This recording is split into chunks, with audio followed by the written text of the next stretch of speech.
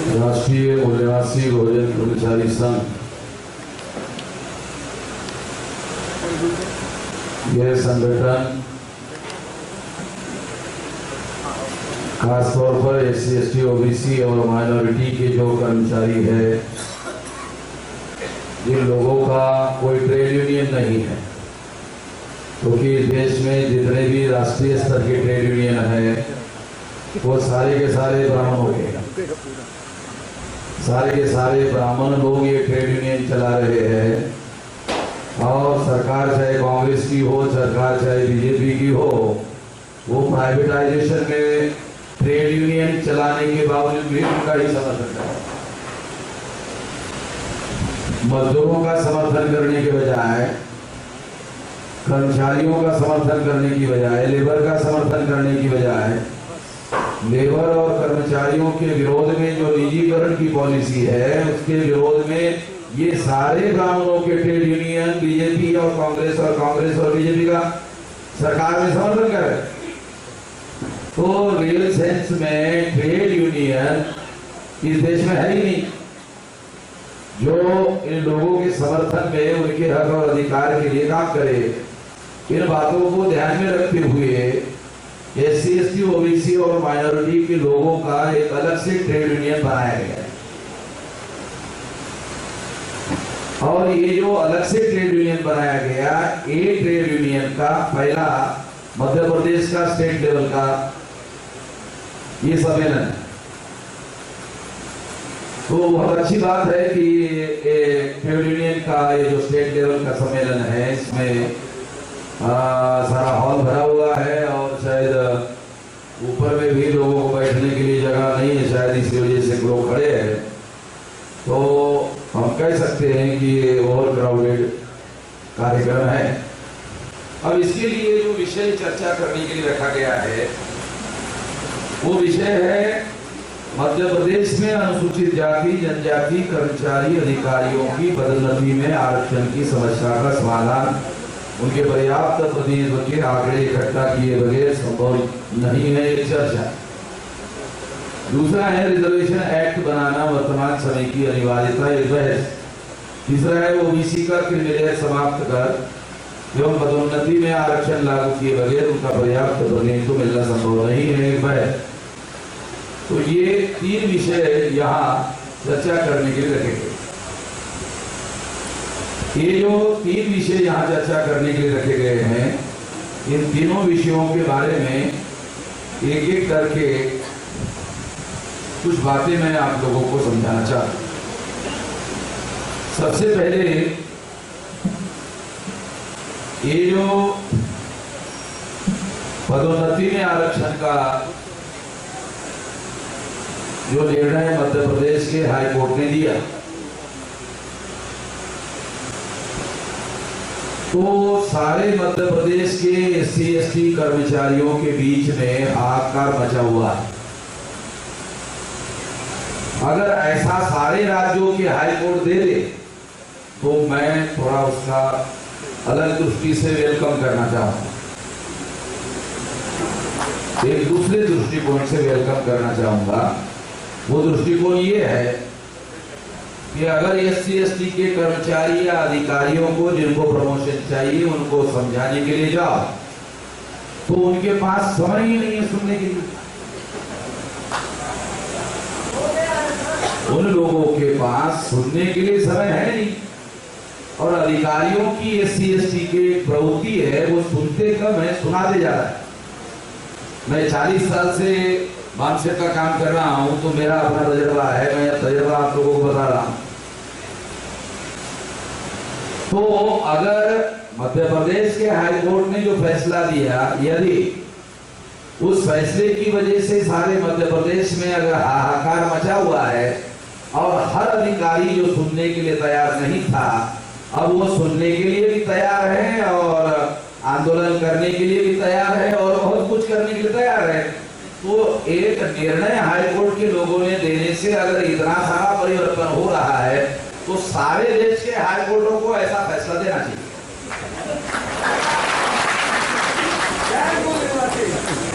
अरे बात सुनिए, सुनना जरूरी है। सारे हाई कोर्ट, सारे देश के हाई कोर्टों के अगर जज इस तरह का फैसला देंगे तो मैं तो उन सभी जजों का बहुत ज्यादा धन्यवादी रहूंगा कि ऐसा फैसला देने से मुझे लगता है सारे देश भर में हाहाकार मचेगा। और अगर सारे देश भर में हाहाकार मचेगा तो फिर लोगों को ज्यादा समझाने की जरूरत नहीं रहेगी और उनको अपने से ही समझ में आ जाएगा।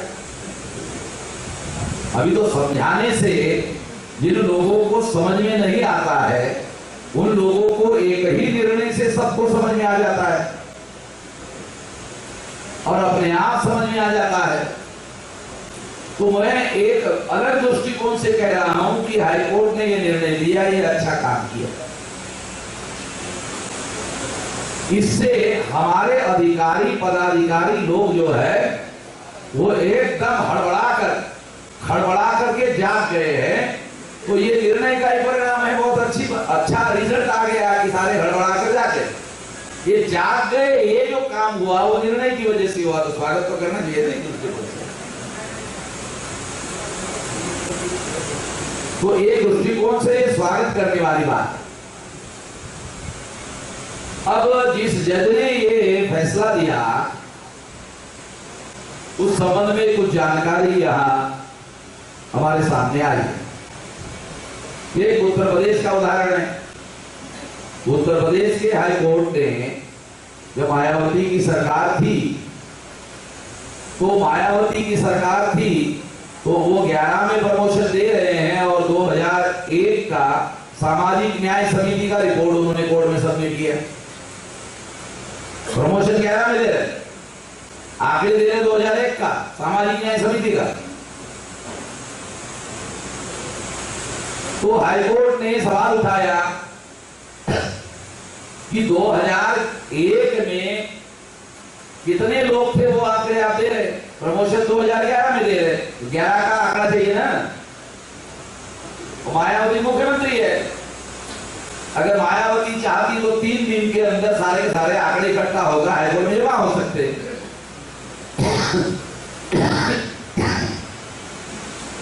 जब ये निर्णय आया तो मायावती के सलाहकार है सतीश मिश्रा, वो तो आप लोग जानते हैं। उसने मायावती को समझाया कि बहन जी यदि आप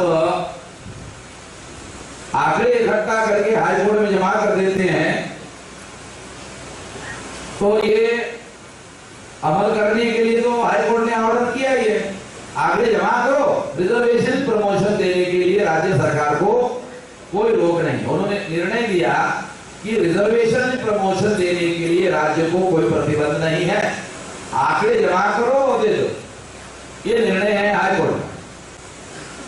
सतीश मिश्रा ने उनको कहा कि अगर आप ऐसा करती है तो 2012 में विधानसभा का चुनाव है, 2012 के विधानसभा के चुनाव में पंडित लोग जो ब्राह्मण लोग जो है आपके विरोध में वोट डालेंगे। तो बहन के हाथ पांव फैल गए, भूल गए, तो सरकार चली जाएगी। तो बहन जी ने सतीश मिश्रा को पूछा क्या किया जाए जिससे पंडित भी खुश हो जाए और SC ST के लोग भी खुश हो जाए, दोनों खुश हो जाए। क्या तरीका है? एक कोर्ट का जो डिसीजन है उसके विरोध में सुप्रीम कोर्ट में अपील कर दो। अपील करेंगे तो अखबार में खबर आ जाएगी कि मायावती सुप्रीम कोर्ट में SC ST के प्रमोशन के लिए लड़ाई लड़ रही है। तो SC ST को मैसेज जाएगा कि मायावती हमारी लड़ाई लड़ रही। ब्राह्मण लोग होशियार लोग हैं, SC ST के लोग उतने होशियार लोग नहीं हैं जितने होशियार ब्राह्मण लोग हैं। तो ब्राह्मणों को समझ में आएगा कि मायावती ये प्रमोशन लागू करने के लिए तैयार नहीं है, उनको समझ में आ जाएगा। तो वो लोग भी खुश हो जाएंगे और विधानसभा 2012 में आपको वोट देंगे और आप चुनकर आ जाएगी। 2012 में चुनाव हुआ, मायावती चुनाव हार गई। हारने के बाद सुप्रीम कोर्ट में जो अपील किया गया था वो अपील में सुप्रीम कोर्ट ने फैसला दिया कि आंकड़े इकट्ठा करो और दे दो। ये जो फैसला है ये फैसला सही है। सुप्रीम कोर्ट का फैसला है, ये जो 3 मुद्दे हाई कोर्ट ने उठाए, एक एडेक्वेट रिप्रेजेंटेशन संविधान में लिखा हुआ है, एफिशिएंसी संविधान में आर्टिकल 335 लिखा हुआ है, बैकवर्डनेस 340 में लिखा हुआ है कि बैकवर्डनेस निर्धारित करो। ये 3 मुद्दे हैं, ये 3 मुद्दों के आधार पर आंकड़े जमा करो और प्रमोशन दे दो। ये सुप्रीम कोर्ट का दिया हुआ निर्णय है। Supreme court reservation in promotion देने के विरोध में नहीं है, ये निर्णय है ऑलरेडी। मैंने मध्य प्रदेश के अधिकारियों से बात किया, उनका कहना है कि उत्तर प्रदेश का मामला अलग है, हमारे यहाँ तो आंकड़े हैं। अभी आपने महासचिव जो अजाज के हैं, उन्होंने आपको बताया कि आंकड़े तो हमने हाई कोर्ट में सबमिट कर दिए। उत्तर प्रदेश का जो डिसीजन है कि आंकड़े नहीं दी, मध्य प्रदेश के अधिकारियों का कहना है आंकड़े हमने दे दिए। तो मुझे बड़ी हैरानी हुई कि आंकड़े देने के बाद भी हाई कोर्ट ने विरोध में फैसला क्यों दिया। ये एक विचारणीय मुद्दा है कि आंकड़े अगर दिए तो इसके विरोध में फैसला नहीं होना चाहिए था, क्योंकि सुप्रीम कोर्ट की रूलिंग है। हाई कोर्ट को सुप्रीम कोर्ट के डिसीजन को वायोलेट करके कोई फैसले करने का अधिकार तो है नहीं।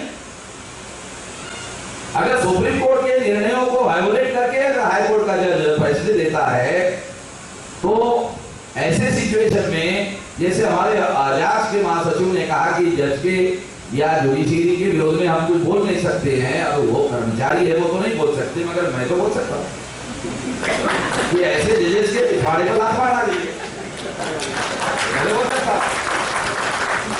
और मैं जजेस को या देश के जुडिशरी को चुनौती देता हूं कि वो मेरे खिलाफ में केस दायर करे। साहब ने बोल रहा हूं और मेरे खिलाफ केस दायर करे। जो मैं यहां बोल रहा हूं, मैं जज के सामने जाके फिर जज बोलेगा आपको कुछ कहना है तो जरूर कहना है, मुझे तो नहीं कहना। तो यही बात मैं वहां बोलूंगा, जज के मुंह पर बोलूंगा और बोलना पड़ेगा। किसी ने किसी को ये खतरा तो लेना पड़ेगा भाई। कोई जब वो जुडिशरी में बैठे हुए जो जज है, उनको केवल मात्र इंटरप्रिटेशन करने का अधिकार है, किसी के अधिकार को छीनने का अधिकार नहीं है। इंटरप्रिटेशन में अधिकार छीनने का अधिकार शामिल नहीं है। कितने लोगों को पता है ये बात कि इंटरप्रिटेशन के नाम पर आपको दिए हुए संविधान के अधिकार छीनने का अधिकार किसने कहा? इंटरप्रिटेशन के नाम पर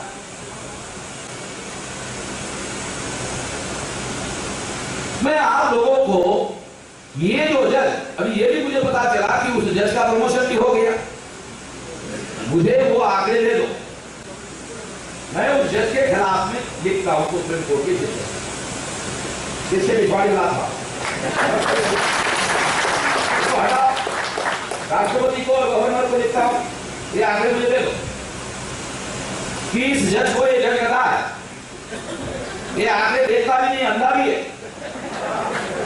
वो ऐसे जज को किस आधार पर प्रमोशन दिया मुझे बताया जाए। एक नागरिक के हैसियत से मुझे मांगने का अधिकार बताओ, क्या अधिकार है तुम लोगों को इसको?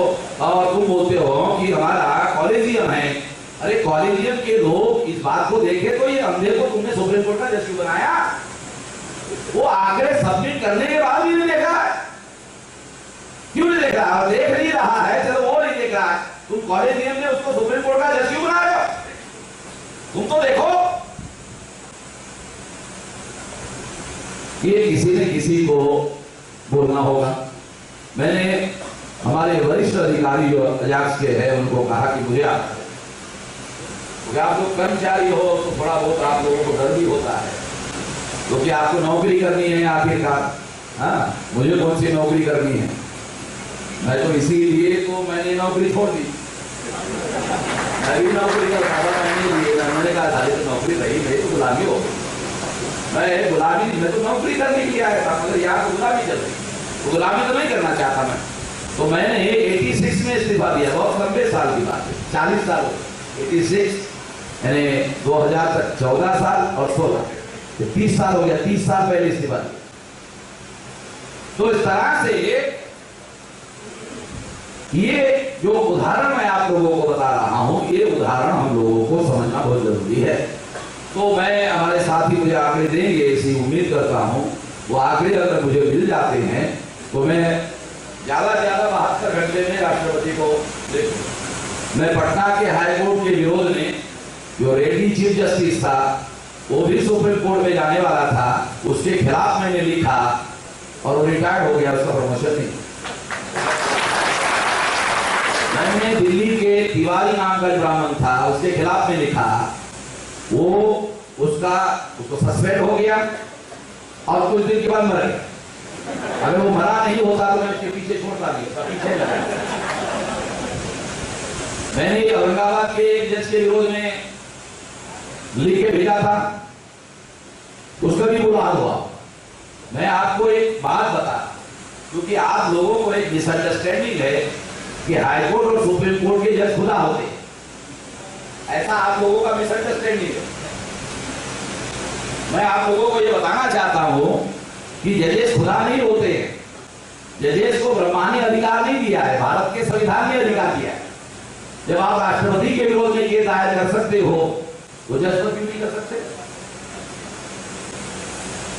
सुनना नहीं सुनना बात अलग है।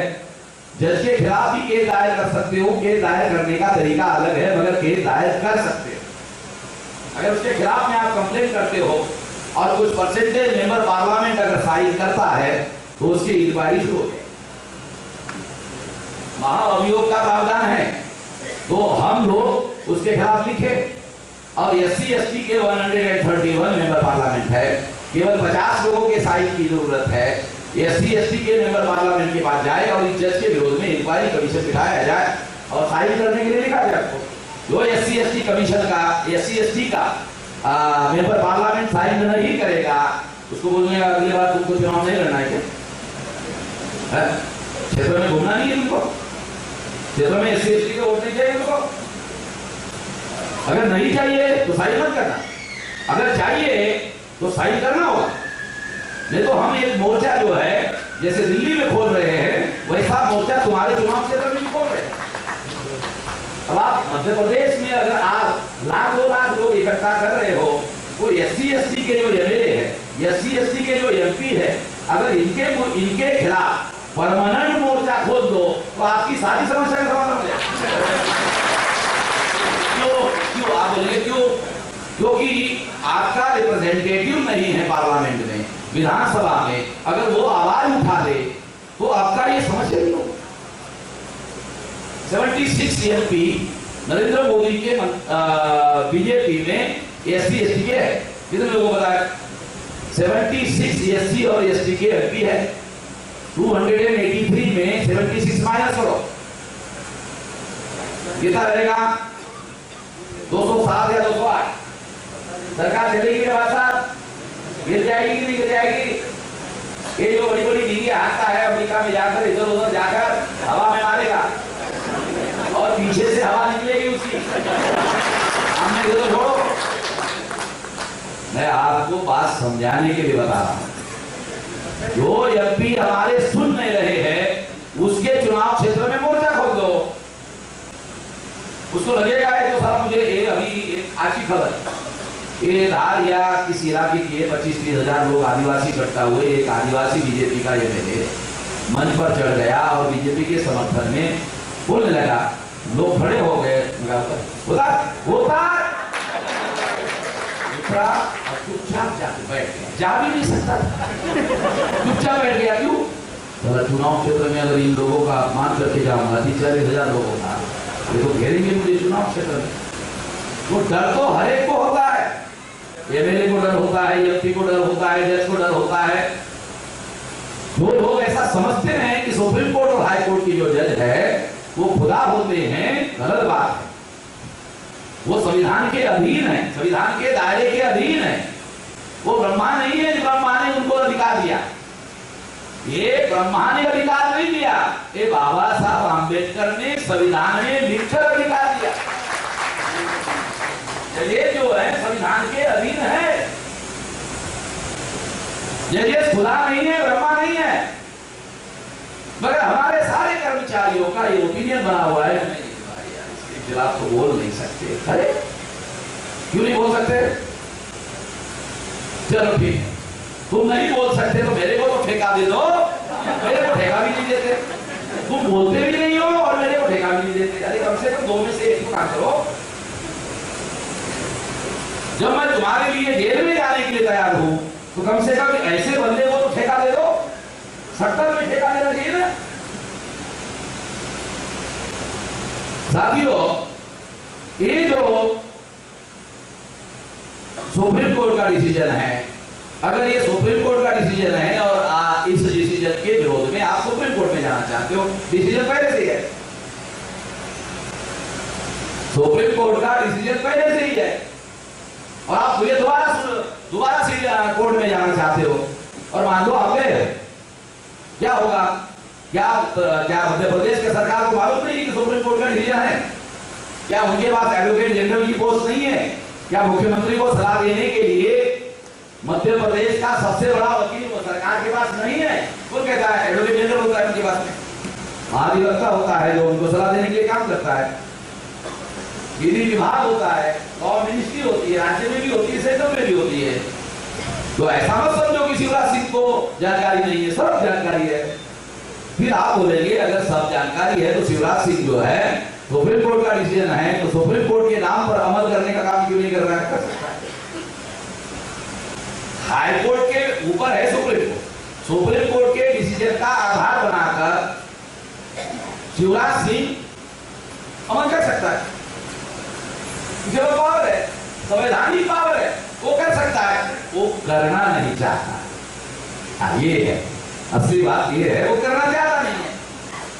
क्यों नहीं चाहता? क्योंकि ये पंडित का बनाया हुआ मुख्यमंत्री है, वो भी सीखा। ये पंडित का बनाया हुआ मुख्यमंत्री है, ये पंडित का रखा हुआ मुख्यमंत्री।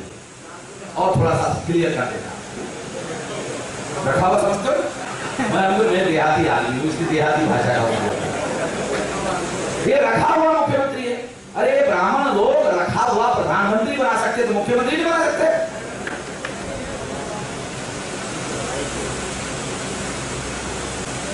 ये लोग सब कुछ करते हैं भाई, संविधान के विरोध में जाके सब कुछ करते कर रहे हैं। तो इसलिए वो उनके द्वारा बनाया हुआ मुख्यमंत्री है, उनके द्वारा रखा हुआ मुख्यमंत्री है, तो वो उनके हिसाब से चलता है। 52% ओबीसी के लोगों की गिनती करने का जब मामला आया था पार्लियामेंट में, गोपीनाथ मुंडे ने भाषण दिया था इसके समर्थन में। जब बीजेपी की फुल-फ्लेज गवर्नमेंट आ गई तो महाराष्ट्र के लोग ऐसा मानते हैं कि गोपीनाथ मुंडे को बीजेपी के लोगों ने मारा। मध्य प्रदेश के लोगों को मालूम नहीं होगा, तो महाराष्ट्र में ऐसा लोग मानते कि गोपीनाथ मुंडे को बीजेपी के लोगों ने मारा। क्यों मारा? सेंट्रल गवर्नमेंट उनकी, सीबीआई उनकी, ज्यादा से ज्यादा लोग मांग करेंगे सीबीआई की इंक्वायरी करो, सीबीआई उनकी, सीबीआई को कहकर रिपोर्ट दिया जा सकता है। नहीं, नेचुरल के गाड़ी में धक्का लग गया था, इस वजह से ऐसा हुआ था, इस वजह से ये हुआ था, उस वजह से वो हुआ था और इस वजह से ऐसा हुआ। महाराष्ट्र में ब्राह्मण को मुख्यमंत्री बनाना था, गोपीनाथ मुंडे मुख्यमंत्री पद का दावेदार था और उसके विरोध में कोई दावेदार नहीं था। उसको मारे बगैर मुख्यमंत्री ब्राह्मण को नहीं बनाया जा सकता था, इसलिए उसको मारा। तो इनका ब्राह्मणों का हमारे लोगों को मारने का पुराना रिकॉर्ड है। बृहदत्त से शुरू करो। मौर्य साम्राज्य का आखिरी सम्राट जो बृहदत्त है, वहां से मारने का कार्यक्रम शुरू किया।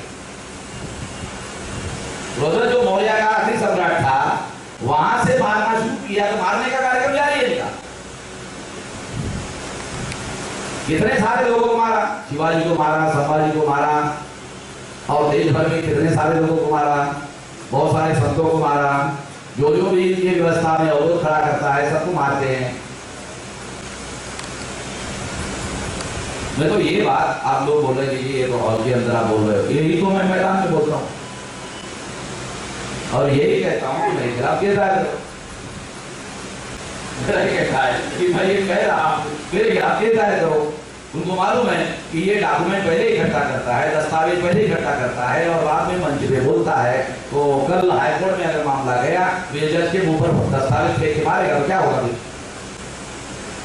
मैं तो डॉक्यूमेंट पहले इकट्ठा करता हूँ ना, और डॉक्यूमेंट अगर भारत में नहीं मिलता है तो मैं इंग्लैंड में जाकर डॉक्यूमेंट लाया। एक मनुस्मृति मैंने 200 साल पुरानी ऑस्ट्रेलिया चलाया।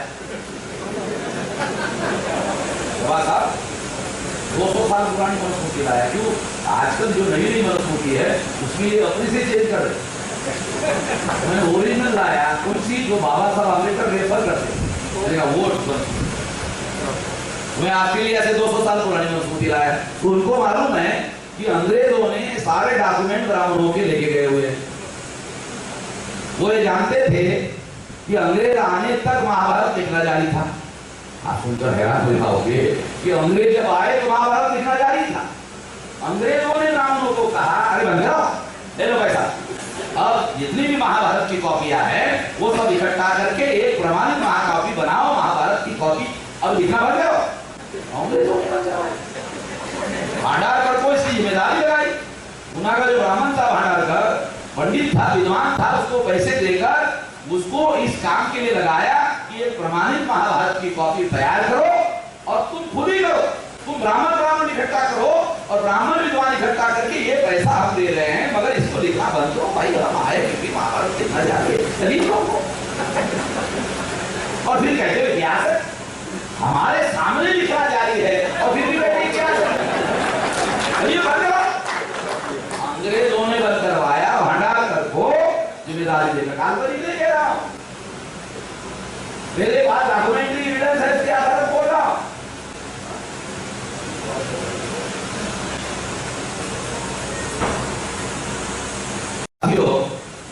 तो ये जो बातें मैं यहां बता रहा हूं, ये बातें हम लोगों को रिजर्वेशन के रेफरेंस में हो या किसी भी रेफरेंस में हो, हम निश्चित रूप से पूरी तैयारी के साथ में ये सारी बात हमको करनी चाहिए।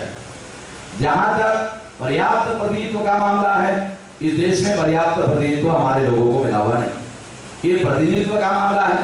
अगर मान लो चपरासी की जगह बैठे तो चपरासी प्रतिनिधि नहीं माना जा सकता, क्योंकि चपरासी प्रतिनिधित्व नहीं कर सकता, बाबू प्रतिनिधित्व नहीं कर सकता।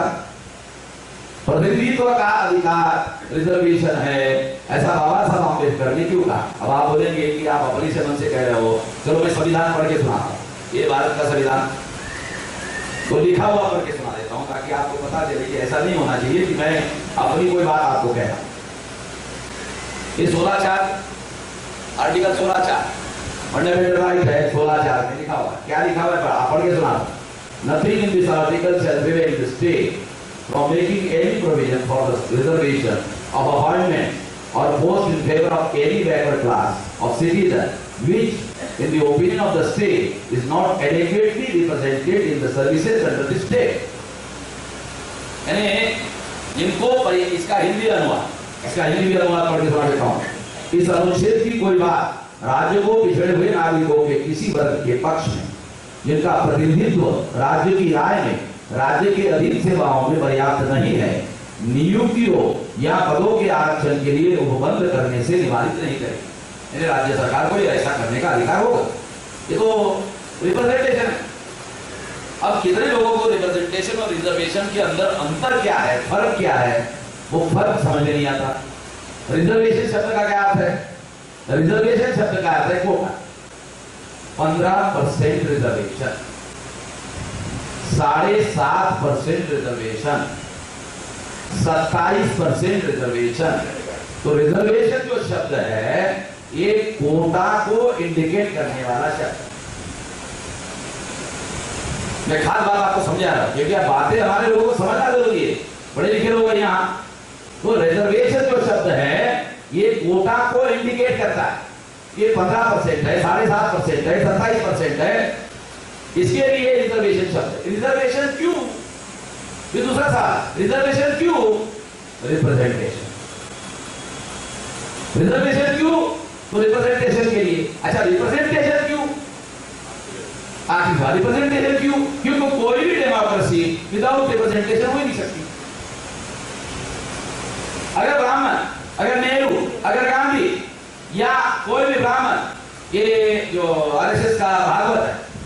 गुजरात गया था, गुजरात में उनकी सरकार है पिछले 15 साल से। वहां उन्होंने भाषण दिया था कि बाबा साहब आम्बेडकर ने केवल 10 साल के लिए रिजर्वेशन का प्रावधान किया था। मैंने वहां भाषण में कहा कि मोहन भागवत गधा, यहाँ सरकार है कि मोहन भागवत गधा आदमी है। मैं तो पंडितों को और ब्राह्मणों को विद्वान मानता था, ये तो गधा निकला। पब्लिक में, ये तो हॉल का कार्यक्रम है, पब्लिक में कहा। मैंने कहा मैं अगर ये मोहन भागवत अपने विचार में परिवर्तन नहीं करता है तो सारे देश भर में कहता रहूंगा मोहन भागवत गधा है। तो फिर मैंने डॉक्यूमेंट निकाल के वाक्य सुना कि मोहन भागवत कैसे करा। अभी आपको भी थोड़ा सोचना पड़ेगा ताकि आपको कोई काल्पनिक नहीं लगना चाहिए, ताकि आपको भी ये बात समझ में आ जाए कि मैं कोई पूर्वाग्रह से पीड़ित होकर ये बात नहीं कह रहा। मैं ये एविडेंस के आधार पर बता, और ये एविडेंस जो है संविधान के अंदर लिखित है, ये संविधान के अंदर लिखित है, ओरल नहीं है।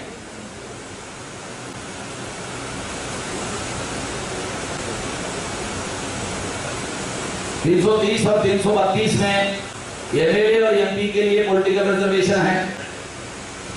330 और 332 सर्विसेज का रिजर्वेशन 15,400 और 16,400 में, पॉलिटिकल रिजर्वेशन 320 और 332 में। 334 में क्या लिखा हुआ है पढ़ के सुना। 334 में क्या लिखा? स्थानों के आरक्षण और विशेष प्रतिनिधित्व का 70 वर्ष के पश्चात ना रहना। इसमें अंग्रेजी में पढ़ा, reservation of seats and special representation of a case, special reservation to seat after 70 years. तो इसका मतलब यह है कि ये हर 10 साल के बाद में पॉलिटिकल रिजर्वेशन पार्लियामेंट में दोबारा अमेंडमेंट के लिए आता है, हर 10 साल के बाद। और हर 10 साल के बाद पार्लियामेंट उसमें 10 साल का इजाफा करता है, फिर 10 साल का इजाफा करता है। तो अभी 2011 में ये अमेंडमेंट हुआ, अब ये 2020 को समाप्त होगा, और 21 को यदि अमेंडमेंट नहीं हुआ तो पॉलिटिकल रिजर्वेशन समाप्त होगा। अब मैं दूसरी बात है, सर्विसेज के रिजर्वेशन के बारे में SC ST के लोग सारे देश भर में आंदोलन करते हैं। एजुकेशन के बारे में, प्रमोशन के बारे में, सारे देश भर में हमारे लोग आंदोलन करते हैं। कभी आपने सुना पॉलिटिकल रिजर्वेशन के लिए कि इसको 10 साल और बढ़ा दो? कोई आंदोलन किया हमारे लोगों ने? बताओ। SC ST के किसी समूह ने पॉलिटिकल रिजर्वेशन और 10 साल के लिए बढ़ाओ, कभी हमारे लोगों ने कोई आंदोलन किया? कभी हमारे लोगों ने पॉलिटिकल रिजर्वेशन आगे बढ़ाओ इसके लिए आंदोलन नहीं किया। आंदोलन ना करने के बावजूद भी 10-10 साल क्यों बढ़ा रहे हो? हमारे क्यों बढ़ा रहे हो? क्योंकि पॉलिटिकल रिजर्वेशन में दलाल और भड़वे चुनकर जाते हैं, ऐसा बाबा साहब आंबेडकर ने कहा। मेरा शब्द प्रयोग नहीं, ये शब्द प्रयोग बाबा साहब आंबेडकर ने world Gandhian Congress order to untouchables, Gandhian emancipation of untouchables, states and minority, ये जो 3 किताब उन्होंने अंग्रेजी में लिखी, ये 3 किताबों में उन्होंने ये जो जॉइंट डॉक्टरेट है, इस जॉइंट डॉक्टरेट में SC ST के जो एमएलए और चुनकर जाते हैं, ये जॉइंट डॉक्टरेट में चुनकर जाते हैं, और इसको ब्राह्मणों ने और कांग्रेस ने दलालों और भड़वों की तरह निर्माण करने का प्लान बनाया, और ऐसा वो है। अब SC ST के मेंबर पार्लियामेंट में 131 है। रोहित रोमिला को फांसी लेनी पड़ी, किसी मेंबर पार्लियामेंट ने कोई आवाज उठाई? आपके मध्य प्रदेश में SC ST के जो एमएलए है, उन्होंने मध्य प्रदेश में कोई आवाज उठाई? अगर आवाज उठाई तो शिवराज सिंह के समर्थन में या बीजेपी के समर्थन में उठाई होगी। जो अभी एक एमएलए का उदाहरण आया आदिवासी का, उसके समर्थन में बोल रहा था, लोगों ने उठा दिया। इसका मतलब यह है कि पॉलिटिकल रिजर्वेशन से जो व्यवस्था है उसके दलाल, ब्राह्मणों के दलाल पॉलिटिकल रिजर्वेशन से पैदा हो रहे हैं। ये बाबा साहब आंबेडकर ने लिख कर रखा है। इसी वजह से बाबा साहब अम्बेडकर के लिखने की वजह से लोगों को जानकारी है, कोई भी SC/ST का आदमी पॉलिटिकल रिजर्वेशन 10 साल के बाद एक्सटेंशन करो, ऐसी कोई डिमांड नहीं। दूसरी खास बात बता, 24 सितंबर 1932 को गांधी के साथ पुनः पैक्ट हुआ,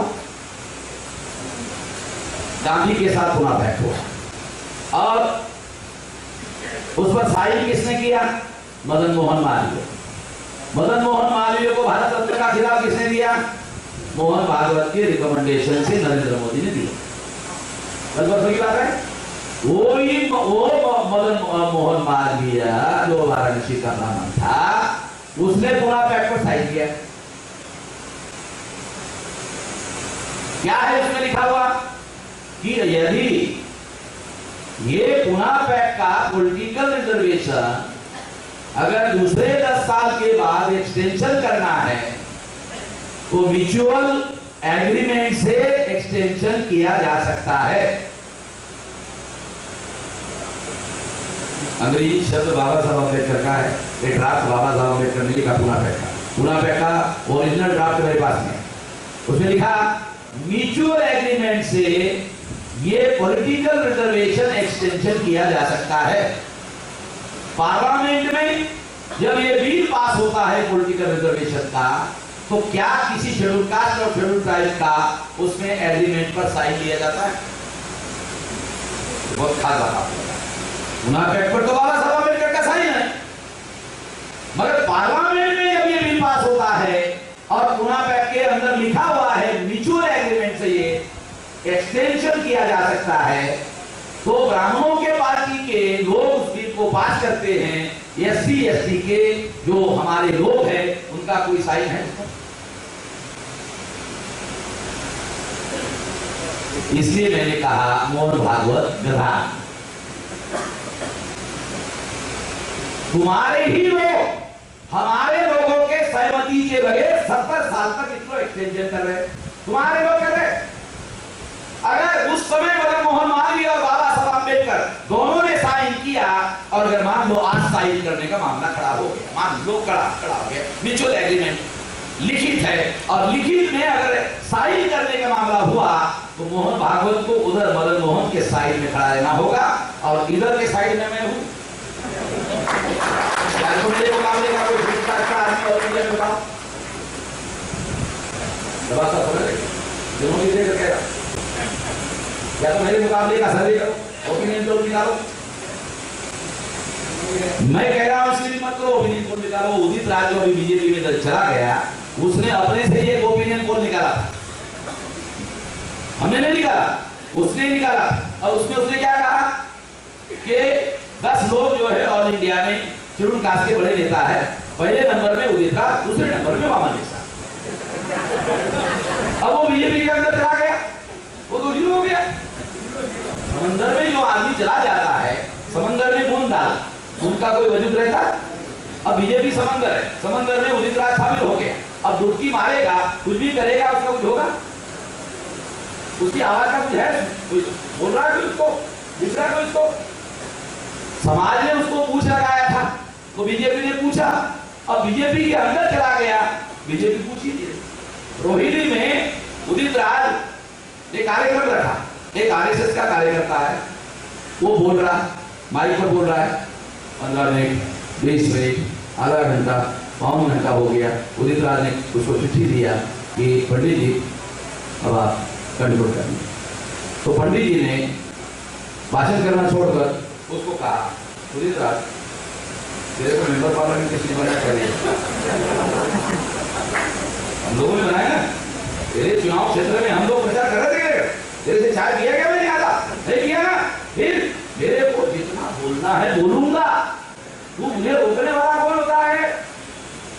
पुलिस राज अच्छा था, रोहिणी में हमारे यूनिट है, मैं फैक्ट बताता हूँ भाई। फिर एक बार मैं लखनऊ जा रहा था, तो उदित राज उसी फ्लाइट से चढ़ा, और जब हम गाड़ी में फ्लाइट में बैठने के लिए जा रहे थे, तो मेरे साइड में ही वो खड़ा था, उसने कहा इस्लाम जी आप अच्छा कर रहे, मेरे को आप अच्छा काम कर रहे। मैंने कहा क्यों? नहीं अच्छा कर रहे हो, तो आपने छोड़ दिया क्या? आप जो अच्छा कर रहे थे छोड़ दिया क्या? मैं अच्छा कर रहा हूं, अभी आप कह रहे हो क्यों आप उधर जाने के बाद छोड़ दिया क्या? उधर जाने के बाद तो छोड़ने के बाद ही जाना पड़ता है। बीजेपी और कांग्रेस में एससी एसटी को टिकट कब मिलती मालूम है? पहले उसको खसी करते हैं। बिहारी आदमी बिहारी भाषा में बोलता हूँ, इसलिए कुछ लोगों को बुरा लगेगा, मतलब मैं सीधी बात और किसान का बेटा हूँ और खसी करना क्या होता है मैं जानता हूँ, इसलिए मैं आपको बता रहा हूँ। एससी एसटी के लोगों को टिकट कब दिया जाता है? पहले उसको खसी करते हैं और फिर गारंटी करते हैं, ठोक बचा रहा है, खसी हो गया क्या पूरा, और ये किसी काम का नहीं है, ये किसी काम का है ही नहीं है, हमको इसको कोई टिकट देने में कोई दिक्कत नहीं है। साथियों, कोई भी कांग्रेस का और बीजेपी का एमएलए एमपी कभी भी हमारे मामलों को कभी भी बात नहीं करता, कभी भी बोलता नहीं है। तो ये जो पॉलिटिकल रिजर्वेशन है, ये पॉलिटिकल रिजर्वेशन 10 साल के बाद अगर खत्म हो गया होता तो शायद हमारा आंदोलन ज्यादा मजबूत होगा। अगर हमारा पॉलिटिकल रिजर्वेशन अगर खत्म हो गया होता तो शायद हमारा आंदोलन ज्यादा मजबूत होगा। आप बोलेंगे ऐसे क्योंकि भी हमारा रिप्रेजेंटेशन है ही नहीं, ये आम आदमी को भी समझ में आ जाता। अभी क्या लगता है, आम आदमी अनपढ़ है, आधा पढ़ा लिखा आदमी जो है उसको समझ में नहीं आता, वो क्या कहता है, ये दलालों को एमपी मानता है, दलालों को एमएलए मानता है, अरे यार मेरे साहब है, अरे यार एमपी साहब है, उसके पीछे पीछे पीछे पीछे पीछे पीछे पीछे पीछे घूमता रहता है। लोग कहते हैं, बाबा साहब अम्बेडकर कहता है, ये एमएलए जो कांग्रेस का है, बीजेपी का है, ये चमचा है, ये एमपी जो है ये चमचा है, और जो हमारे एससी एसटी के जो लोग हैं वो एमएलए के पीछे पीछे घूमते रहते हैं। तो लोग कहते हैं वो पीछे पीछे जो चल रहे हैं ना, वो चमचों का चल रहा है, वो तो चमचा है, और ये जो पीछे चल रहे हैं ये चमचों का चमचा, वो हमारे लोगों को पता ही नहीं है। अगर ये एमएलए या एमपी अगर मान लो इनका मामला अगर खत्म हो गया होता तो हमारे लोगों के पास केवल आंदोलन के अलावा कोई विकल्प नहीं बचता, तो हमारा आंदोलन कम से कम मजबूत होता, कम से कम आंदोलन हमारा मजबूत हो जाता। मैंने इसीलिए गुजरात में जाकर ये कहा कि मोहन भागवत को ये पता नहीं है कि पॉलिटिकल रिजर्वेशन केवल 10 साल के लिए है। 16(4) और 15(4) का जो रिजर्वेशन है, रिजर्वेशन 4 प्रकार का है। एक पॉलिटिकल रिजर्वेशन है, एक नौकरी का रिजर्वेशन है, एक एजुकेशन का रिजर्वेशन है, एक रिजर्वेशन प्रमोशन है। 4 प्रकार का रिजर्वेशन है, एक पॉलिटिकल रिजर्वेशन, एक नौकरी का रिजर्वेशन, एक प्रोफेशनल एजुकेशन का रिजर्वेशन और एक रिजर्वेशन प्रमोशन। 4 रिजर्वेशन है। 4 में जो 3 रिजर्वेशन है ये 15(4) और 16(4) में है, और जो पॉलिटिकल रिजर्वेशन है जो 330 और 332 में है, तो 334 में लिखा हुआ है कि ये हर 10 साल बाद इसको एक्सटेंशन करना होगा। तो ये तो पॉलिटिकल रिजर्वेशन के बारे में है। अगर मोहन भागवत जैसे आरएसएस का प्रमुख है, उसको पता नहीं है, उसको जानकारी नहीं है, उसको ज्ञान नहीं है, वो पब्लिक में स्टेटमेंट दे रहा है कि बाबा साहब अम्बेडकर केवल 10 साल के लिए रिजर्वेशन की बात कह रहे थे। तो कहना पड़ेगा गधा है, इसलिए कहता हूं मोहन भागवत गधा है और उसको फॉलो करने वाले उससे ज्यादा गधे हैं। वो गधा है और गधे को लोग फॉलो कर रहे हैं। ये बात मैंने गुजरात में जाकर कहा और मैंने कहा तुम लोगों को बुरा लग रहा है, गुजरात में आरएसएस को मानने वाली सरकार है, अरेस्ट करो, अरेस्ट कानून निजाम को अरेस्ट करो, तुम्हारी सरकार है ना, अरेस्ट करो। करोल में बाबा साहब अम्बेडकर का जन्मदिन था, पुलिस वालों ने परमिशन नहीं दिया, गुजरात की सरकार पर नहीं दिया। कार्यकर्ता नाराज होकर मेरे पास आए कि साहब गुजरात सरकार ने परमिशन नहीं दिया।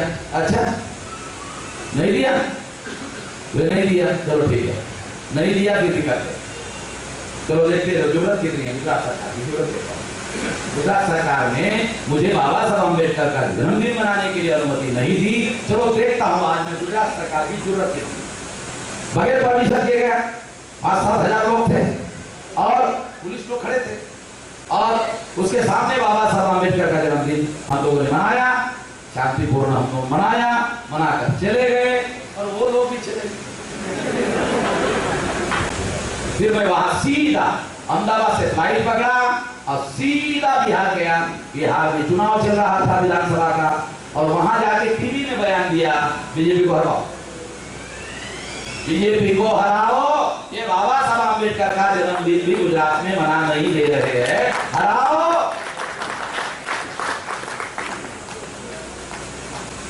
बीजेपी हार गई। उसके बाद दूसरे साल यानी 2016 में फिर ब्राह्मणों ने मेरे खिलाफ कंप्लेंट किया गुजरात में, कच्छ में, कि इनको बोलने की अनुमति ना दिया जाए। तो गुजरात सरकार मेरे समर्थन में खड़ी हो गई। वामन मेश्राम को बाबा साहब अम्बेडकर का जन्मदिन मनाने से बिल्कुल रोका ना जाए, ऊपर से आदेश आए काले में। क्यों? क्योंकि अगर जन्मदिन मनाने से इनकार कर देंगे तो अभी 17 में विधानसभा का चुनाव यूपी में है, वहां भी जाके टीवी पे कह दिया तो बिहार से तो ज्यादा स्ट्रॉन्ग मार्क्सेस जो है भारत मुक्ति मोर्चा भी यूपी में है, 10 गुना ज्यादा बिहार से हमारा संगठन यूपी में ज्यादा मजबूत है। तो क्या होगा? तो सरकार मेरे समर्थन में खड़ी हो गई और ब्राह्मणों के विरोध में खड़ी हो गई कि नहीं, वामन मेश्राम को बाबा साहब अम्बेडकर का जन्मदिन मनाने देना चाहिए। तो लड़ाई आप लोगों को सही तरीके से लड़ती आनी चाहिए, क्योंकि आपके मैंने वहां कहा गुजरात सरकार के लोग मुझे अनुमति नहीं देते हैं, मगर भारत का संविधान ने मुझे अनुमति दिया है। मैं देखता हूं कौन माई का लाल है जो मुझे रोकता है।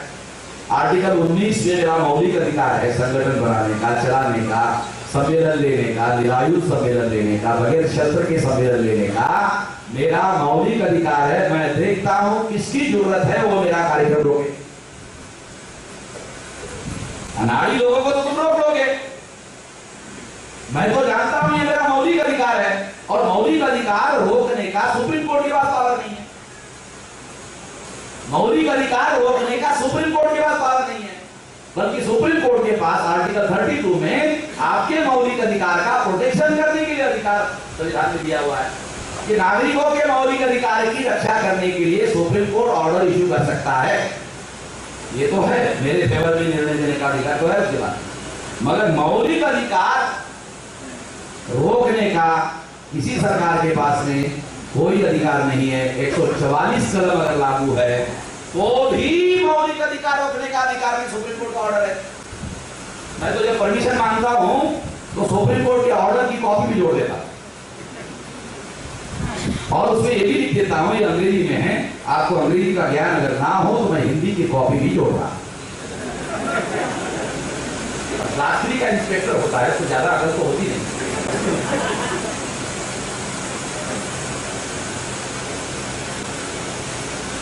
पुणे में एक इंस्पेक्टर ने बगैर परमिशन से कार्यक्रम करने के लिए 3 गाड़ियां अरेस्ट करने के लिए हमको लाया। मैं देखा था 3 गाड़ियां हमारे लिए खड़ी है। फिर मैंने सामने के लाइन में हमारा कार्यकर्ता बैठा था आगे, उसको कहा जरा संविधान की कॉपी ले आओ। कॉपी लाया। कॉपी लाने के बाद मैंने भाषण मैंने बात नहीं करता हूँ, पहले ये पुलिस इंस्पेक्टर जो देख रहे हो इसने मुझे नोटिस दिया टेबल पर, मैं उसका बहुत आभारी हूँ। उसको मालूम नहीं है कि उसने मुझे नोटिस देकर कितना बड़ा खतरा बोल दिया है। अभी मैं उसको बताता। मैंने कहा सामने एडवोकेट राहुल मटे बैठा था, मैंने कहा देखो ये मेरा आर्टिकल 19 का मौलिक अधिकार है, इसके विरोध में इस इंस्पेक्टर ने मुझे नोटिस दिया है कि ये कार्यक्रम मत करो, इसलिए मैं कल सवेरे 11 बजे कोर्ट खड़ा होगा। जब कोर्ट शुरू होगा तो इस इंस्पेक्टर के खिलाफ में मेरे मौलिक अधिकार का उल्लंघन किया है। तो एडवोकेट राहुल मकड़ी को खड़ा किया और कहा इसके खिलाफ केस दायर करो। उसने कहा हमने 11 बजे कर देता। जब ये बात मैंने कही, उसने जो गाड़ियां खड़ी थी ड्राइवरों को आदेश दिया, ये बोलते ही 2-3 मिनट में गाड़ियां ले जाने के लिए कहा कि ये तो मेरे नौकरी का मामला खड़ा हो गया, इसको करने का जरूरत है। फिर मैं सवेरे रात में सोया था, लेट गया तो सोया था, तो 5:45 बजे टेलीफोन आया मारुति भास्कर का कि इंस्पेक्टर का टेलीफोन आया। मैंने कहा क्या कह रहा है? कह रहा है कि मेश्राम साहब को विनती करो कि मेरे खिलाफ केस दायर ना। मैंने कहा क्यों? नहीं, वो डिप्टी कमिश्नर ने मुझे ऐसा कहा, मेरी कोई इच्छा नहीं थी, ऊपर वाले ने कहने की वजह से मैंने ऐसा किया। अच्छा ऐसा बोला तो उसको टेलीफोन कर देना दोबारा कि तुम मुझे 4 लाइन लेकर दे दो कि डिप्टी कमिश्नर के कहने पर मैंने ऐसा किया था, तुमको मैं छोड़ देता हूं। डिप्टी कमिश्नर को तो उसने मुझे कहा कि वो ऐसा कह रहा है कि फिर तो मैं इधर से भी मारा जाऊंगा, उधर से भी मारा जाऊंगा, मैं भी बैकवर्ड हूँ, मैं भी बैकवर्ड हूँ, और मेरे परिवार का मैं पहला नौकरी में आया हूँ, मेरे बच्चे रास्ते पर आ जाएंगे, मेरा साहब को रिक्वेस्ट करो कि एक बार मुझे बख्श दे, मैं जिंदगी में दोबारा गलती नहीं करूंगा। आदमी हमारा ही आदमी रहा, हमारे गरीब लोग जो है ब्राह्मणों के इशारे पर कुछ भी करते रहते हैं, और गरीब लोग जो है दाल भी मेरे, वोट भी मेरे, साथ काटो किसको, ये दाल भी मेरा, ये वोट भी मेरा, अगर दांतों से अपने वोटों को काटूं तो दर्द तो मुझे होगा, दाल भी मेरे, वोट भी मेरे। मैं ये सारे किस्से प्रैक्टिकल बता रहा, काल्पनिक वाले नहीं है, ये संवैधानिक अधिकार है। नीरज में एक इंस्पेक्टर ने 9 बजे मुझे चिट्ठी दी कि आपने 9 बजे तक परमिशन लिया, 9 बजे खत्म हो गया, मैंने कहा सुप्रीम कोर्ट का ऑर्डर है 10 बजे तक बोल सकते हैं। जब मैंने ऐसा कहा 10 बजे तक भाषण करने के 1 मिनट पहले भाषण बंद किया, उसने दूसरी चिट्ठी भेजी इंस्पेक्टर ने, आपको पुलिस प्रोटेक्शन चाहिए। वो इंस्पेक्टर को जब मैंने सुप्रीम कोर्ट का याद दिलाया तो उसको समझ में आया कि ये कोई दलित के अंदर नहीं, दिमाग से काम देने वाला आदमी है, तो उसने मुझे पुलिस प्रोटेक्शन देने के लिए बात किया। तो इस देश में लड़ाई जो है बहुत हिसाब से, और जो आपके अधिकार है उस दायरे में रहकर लड़ो। तो ये जो जिस जज ने ये फैसला संविधान के विरोध में जाकर फैसला दिया, तो जो आदमी संविधान के विरोध में फैसला देता है वो अंदर से कमजोर होता है, बहुत खास मनोविज्ञान बता। जज ने फैसला दिया, वो खुद जानता है उसने संविधान के विरोध में फैसला दिया, जब वो अंदर से जानता है संविधान के विरोध में फैसला दिया तो अंदर से कमजोर है। जब वो आदमी अंदर से कमजोर होता है और उसके खिलाफ कंप्लेंट करो तो डरा रहेगा। मैं ऐसे जजेस के विरोध में जैसे कहता हूं कि जो जज संविधान के विरोध में फैसले देते हैं, ऐसे जजेस के पिछवाड़े पर लात मारना चाहिए और चौराहे पर उसको पकड़ के लाना चाहिए, 10 लात मारना चाहिए, और 10 मारने के बाद 1 हो गया, 100 के बाद बोलना चाहिए कि अब 10 हो गया। तो जो लोग संविधान के विरोध में जाके फैसला कर रहे हैं उनको ऐसा फैसला करने का कोई अधिकार नहीं है। इसके बावजूद भी अगर वो फैसला कर रहे हैं, फॉर एग्जाम्पल मंडल कमीशन में ओबीसी के बारे में क्रिमिनल लगाया और 340 में आपको पढ़ के सुना, ताकि आपको पता चले, कोई काल्पनिक बात नहीं बता रहा हूं मैं। संविधान में सुप्रीम कोर्ट के जो लॉयर है ना, सुप्रीम कोर्ट के लॉयर को पढ़ के सुनाता ये पढ़ो, और फिर कहता हूं कि ये सुप्रीम कोर्ट में कोई भी केस अगर दायर की जाएगी उसका ड्राफ्ट हम तैयार करेंगे और आर्गुमेंट भी हम ही तैयार करेंगे। कोर्ट में आपके पास सर्टिफिकेट है जो हमने लिख कर दिया, वो आर्गुमेंट करो, उसका पैसा दो। मेरे पास सर्टिफिकेट नहीं है, मैं तो मैं खुद ही खड़ा हो जाता। जो हम केस भी हम तैयार करेंगे, उसका आर्गुमेंट भी हम ही तैयार करेंगे, तुम जो हमने कहा वो करो, उसका पैसा 1 लाख रुपए चाहिए, ये सवाल आ गया। मैं इसलिए ये बात कह रहा हूं कि आपको अपनी समस्याओं के बारे में, अपनी केसेस के बारे में, अपने मुद्दों के बारे में आपको निश्चित रूप से पर्याप्त रूप से जागरूक होना चाहिए। ये मैं 340 के आर्टिकल में क्या लिखा हुआ आपको पढ़ के सुनाऊं। Appointment of a commission to investigate the condition of backward classes. The president may by order appoint a commission consisting of such persons as he think fit to investigate the condition of socially and educationally backward classes. Socially and educationally backward classes कहाँ लिखा हुआ है economic backward? Socially and educationally backward classes कहाँ लिखा हुआ है economic backward? नहीं लिखा हुआ है, फिर भी क्रिमिनल के नाम पर 16 नवंबर 92 को सुप्रीम कोर्ट ने इकोनॉमिक क्राइटेरिया के रेफरेंस में फैसला दिया। क्रिमिनल का फैसला ओबीसी के विरोध में दिया, मगर संविधान में नहीं है ना। अगर संविधान में नहीं है फिर भी जजेस ने दिया, अगर ये पढ़कर लोगों को सुनाओ और कहो कि ये जजेस ने संविधान के विरोध में फैसला दिया, क्या कर लेगा वो जज? वो जज क्या कर लेगा? तो आपको पढ़ के सुना रहा हूं। वो जज को समझ में आएगा कि लोगों को मालूमात हो रही है, हम लोगों ने सोचा था लोगों को मालूम नहीं है, और लोगों के अज्ञान का फायदा लेकर हम लोग ऐसा फैसला दे रहे हैं। मतलब मैं तो पढ़ के सुना रहा हूँ, एविडेंस के साथ पढ़ के सुना रहा हूँ। इसका मतलब यह है कि जजेस ने संविधान के विरोध में जाकर फैसला दिया। मैं यही तो कह रहा हूँ कि अगर जजेस ने संविधान के विरोध में जाकर फैसला दिया तो ऐसे जजेस, सभी जजेस को तो नहीं कह रहा हूँ, ऐसे जजेस को पकड़कर चौराहे पे लाना चाहिए, 10 लात मारना चाहिए और एक गिनना चाहिए कि अब ये हो गया। 20 साल से बोल रहा हूं,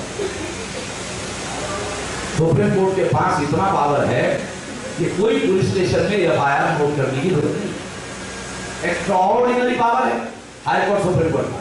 सीओ मोटो स्वतः संज्ञान लेकर डायरेक्ट लॉ में साहब को सुप्रीम कोर्ट का इतना पावर है सुप्रीम कोर्ट के पास। कोई सुप्रीम कोर्ट जो है, कोई हाई कोर्ट जो है, अभी तक मुझे इस तरह का मैं राह देख रहा हूं कि कोई तो ऐसा होगा तो मुझे बुलाएगा। मैं ये कोशिश कर रहा हूँ, लगातार कोशिश कर रहा हूँ। उनको मालूम है, उन्होंने संविधान के विरोध में फैसले दिए हैं।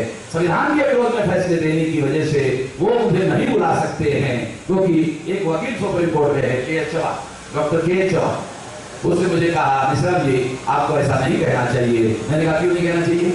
कहा कंटेम्प्ट ऑफ कोर्ट होगा। अच्छा, तो मैंने उसको सवाल पूछा, मैंने कहा सुप्रीम कोर्ट के लॉयर, मुझे जरा बताओ कंटेम्प्ट ऑफ कोर्ट और कंटेम्प्ट ऑफ कॉन्स्टिट्यूशन में बड़ा अपराध कौन सा? लॉ में LLM PhD, लॉ का PhD आपके हरियाणा ये चौहान, उसने पहली बार ये सवाल सुना कि contempt of court and contempt of constitution, the difference between contempt of court and contempt of constitution, इससे बड़ा अपराध कौन सा है? तो उसको बोलना पड़ा कि कंटेम्प्ट ऑफ कॉन्स्टिट्यूशन बड़ा अपराध है। उसको बोलना पड़ा मुझे। मैंने कहा कंटेम्प्ट ऑफ कॉन्स्टिट्यूशन कोर्ट कर रहा है और मैं कंटेम्प्ट ऑफ कोर्ट कर रहा हूं, छोटा अपराध मैं कर रहा हूं। जजेस ने बड़ा अपराध किया इसलिए मैं छोटा अपराध कर रहा हूं, तो बड़े अपराध वाले मेरा कुछ नहीं बिगाड़ सकते, क्योंकि वो अपराध बोध से पीड़ित है। अपराध बोध मैंने कहा क्या समझते हो? Guilty consciousness. क्योंकि वो अपराध करता है, वो अपराधी अंदर से गिल्टी कॉन्शियस से पीड़ित होता है, वो अंदर से डरा हुआ होता है। इसीलिए मैंने कहा वो मेरा कुछ नहीं बिगाड़ सकते, मेरा कुछ नहीं बिगाड़ सकते। इसके बावजूद भी मैंने कहा ज्यादा से ज्यादा क्या होगा, ज्यादा से ज्यादा क्या होगा, मैंने मुझे ज्यादा से ज्यादा क्या होगा कहा 6 महीने की सजा, बस। बस 6 महीने लिखा हुआ, 6 महीने लिखा हुआ। तो मैंने कहा अगर मैं कोर्ट में जाके जज के सामने कहूं तो कुछ बढ़ेगा क्या? तो मैंने कहा कोर्ट में जाके ही बोल देता हूं, अगर वो मुझे बुलाते हैं तो कोर्ट के सामने ही बोल देता हूं, जज के सामने बोल देता हूं। 6 महीने के बाद मैंने कहा मैं वापस आ जाऊंगा, मैंने वो चोरी की, डकैती की, इसकी वजह से मुझे सजा हुई, ऐसा तो है नहीं। मैंने कहा गांधी जी भी अंग्रेजों के समय में चौराहे पे जाते थे, सिविल डिसोबीडियंस का आंदोलन चलाते थे, सविनय अवज्ञा का आंदोलन करते थे, कानून का उल्लंघन करते थे, अंग्रेज से पुलिस आते थे, गांधी जी को अरेस्ट करते थे, जेल में लेकर चले जाते थे। दूसरे दिन अखबार में खबर आती थी कि अंग्रेजों ने गांधी जी को अरेस्ट किया, गांधी जी ने चोरी नहीं की, गांधी जी ने डकैती नहीं डाली, फिर भी अंग्रेजों के पुलिस ने गांधी जी को अरेस्ट किया। गांधी जी के प्रति सहानुभूति बढ़ती जाती।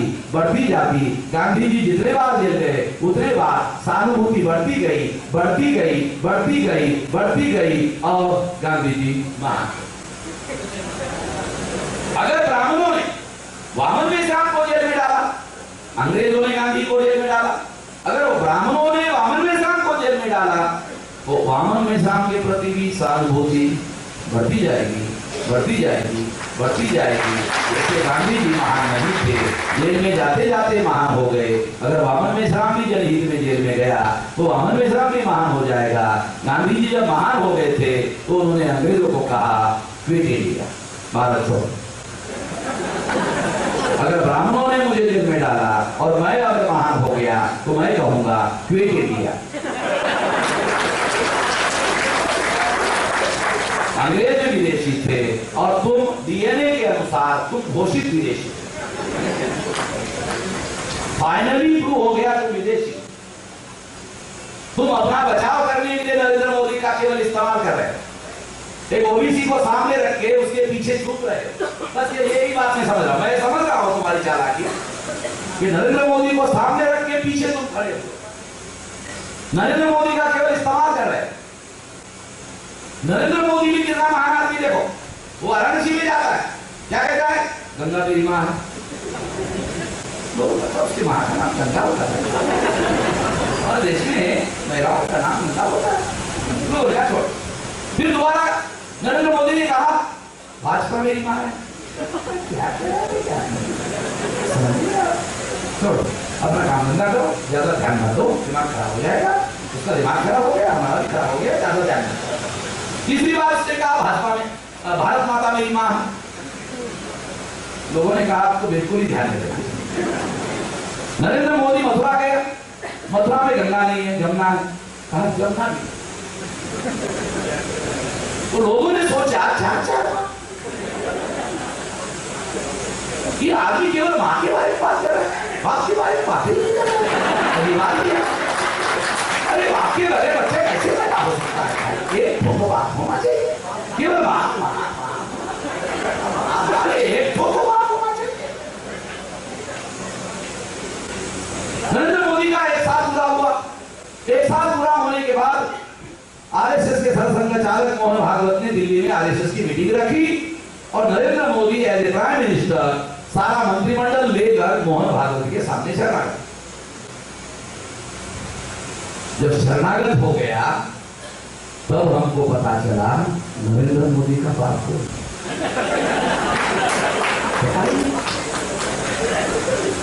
संविधान में लिखा हुआ है। देखो बहुत खास बात बता रहा हूं, हम लोगों को पता है नहीं। संविधान में क्या लिखा है? देश का एक प्रधानमंत्री होगा, उसका मंत्रिमंडल होगा, मंत्रिमंडल के सलाह से प्रधानमंत्री कार्य करेगा, जो भी निर्णय करेगा संसद के प्रति जवाबदेह होगा, आरएसएस के प्रति जवाबदेह होगा, विश्व हिंदू परिषद के प्रति जवाबदेह होगा, बजरंग दल के प्रति जवाबदेह होगा। कहीं पर भी लिखा हुआ नहीं है संसद के प्रति जवाबदेह होगा। लिखित है, पढ़ लेना। लिखित है संसद के प्रति प्रधानमंत्री जवाबदेह होगा। नरेंद्र मोदी मोहन भागवत के सामने जाके जवाबदेही कर रहा है, संविधान के विरोध में जाके काम कर रहा है। इसलिए मैंने कहा मोहन भागवत नरेंद्र मोदी का बाप। इसलिए कहा कुछ नहीं, मैं तो चाहता था कि मामला सुप्रीम कोर्ट में जाए। हमको मालूम था बड़ा मामला ये तो संवैधानिक मामला है कि किसी प्रधानमंत्री को संसद के बाहर आरएसएस के सामने अकाउंटेबिलिटी देने के लिए कहीं पर भी कोई बंधन नहीं है। मगर ये आदमी प्रधानमंत्री अकेला नहीं गया, सारा मंत्रिमंडल गया। ये बात मैंने उठाई। मैंने ये बात भी उठाई कि ये आदमी ने चुनाव के पहले कभी हम लोगों को ये मांगा नहीं था कि मुझे प्रधानमंत्री बनाओ ताकि वाराणसी में जाके गंगा की आरती करूं। अरे कोई प्रधानमंत्री आरती करने के लिए बनाया जाता? हम लोग एससी एसटी ओबीसी के लोग 3000 साल से आरती कर रहे, सारे हमारे पिछवाड़े पर बात पड़ रही है। हमारा कौन से समस्या का समाधान हुआ? देश का प्रधानमंत्री इसलिए नहीं बनाया जाता कि आरती कर ले और दुनिया भर की भाषणबाजी करता रहा। कहा कि मुझे आरती करने के लिए देश का प्रधानमंत्री बनाया जाए। कहा भाषण में कभी? अगर नहीं कहा तो देश का प्रधानमंत्री का एक एक सेकंड देश के विकास के लिए लगना चाहिए। अरे हम लोग 3000 साल से सारे आरती करते करते करते करते हमारे बुजुर्गों की कमर टेढ़ी हो गई, मगर हमारा मामला सीधा नहीं हुआ। हमारी किसी समस्या का समाधान नहीं हुआ। देश का प्रधानमंत्री अगर आरती कर देगा तो समाधान कैसे होगा? अगर तुमसे देश की समस्याओं का समाधान होता नहीं है और लोगों का अटेंशन डाइवर्ट करने के लिए अगर तुम आरती कर रहे हो तो छोड़ो। मेरे से समस्या का समाधान नहीं होता है, इसलिए प्रधानमंत्री पर छोड़ दो, आरती क्या अहमदाबाद में और जगह आरती करो। अगर तुमको समस्या का समाधान करना नहीं होता है और लोगों का अटेंशन डाइवर्ट करने के लिए आप ही कर रहे हो, बेवकूफ समझ रखा है क्या? बेवकूफ तो हम नहीं है। और संविधान में ऐसा कई बंधन नहीं है कि देश का प्रधानमंत्री आप ही कर रहे। और मूर्खता की भी हद होनी चाहिए भाई। जापान के प्रधानमंत्री को भी आप ही करना, गधेपन की भी कोई हद होनी चाहिए। आदमी को गधा होना चाहिए मगर गधेपन की कोई हद होनी चाहिए, मर्यादा होनी चाहिए। मैं इतनी कड़ी भाषा में इसलिए बोल रहा हूं कि मैं जब बोलता हूं तो मेरी तरफ बहुत लोगों का ध्यान है। जब मैं कोई बात उठाता हूं तो फिर उसके बाद वो बंद हो जाता है।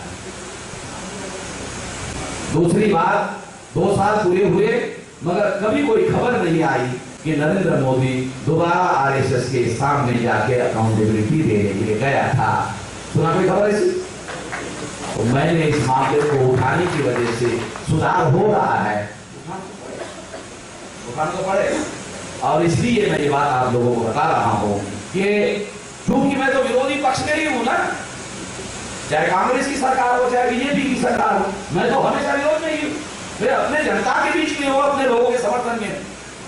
मैं इसलिए ये बातें आप लोगों को बता रहा हूं कि हमारे लोगों की जो समस्याएं हैं उन समस्याओं का समाधान करने के लिए कुछ नहीं हो रहा। 2004 में कांग्रेस ने इलेक्शन मैनिफेस्टो में रिजर्वेशन एक्ट बनाने का वादा किया था, कितने लोगों को पता है?